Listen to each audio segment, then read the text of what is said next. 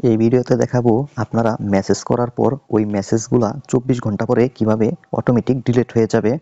দেখেন, আপনি যদি কাউকে মেসেজ করেন তাহলে ওই মেসেজটা আর 24 ঘন্টা পর আর সে দেখতে পারবে না। কিভাবে এটা হবে অটোমেটিক ডিলিট হয়ে যাবে এটা দেখেন। আমি ফার্স্টে মেসেঞ্জার এখানে প্রবেশ করেছি, তারপরে আমি ধরেন যেমন এই আইডিতে আমি মেসেজ করব। এইখানে দেখেন আমি প্রথমে একটা মেসেজ করে দেখাচ্ছি, এই মেসেজ আর একটু পরের মেসেজের পার্থক্য কীরকম।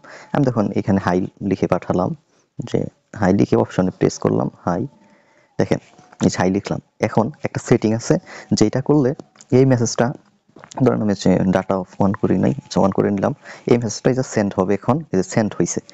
এখন এইখানে দেখেন আমি এই যে আই অপশন আছে এখানে ক্লিক করবেন, সাইটে ক্লিক করার পরে এরকম অপশন আসবে, নিচের দিকে স্ক্রল করে নিচের দিকে চলে যাবেন।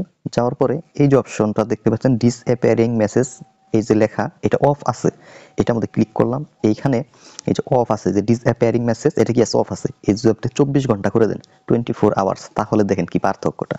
তখন এই যে ধরেন এখানে আমি আবার হাই লিখে পাঠালাম এটাকে, এখন দেখেন এই যে হাইয়ের পাশে কত লেখা উঠছে 23 আওয়ার, মানে এইটা 23 আওয়ার পরে অটোমেটিকলি এটা এখান থেকে মুছে যাবে। শুধু এই পাশ থেকে না, আপনি যাকে পাঠিয়েছেন ওই পাশেরও যত মেসেজ আছে ওগুলাও কিন্তু এর পরবর্তী যে মেসেজগুলো আছে ওগুলো সব ডিলিট হয়ে যাবে 24 ঘন্টা পর পাঠানোর পর।